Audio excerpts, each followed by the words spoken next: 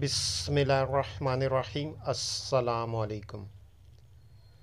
خوش قسمت امام علی علیہ السلام نے فرمایا، کوئی شخص اطاعت الہی کے بغیر خوش قسمت نہیں بن سکتا۔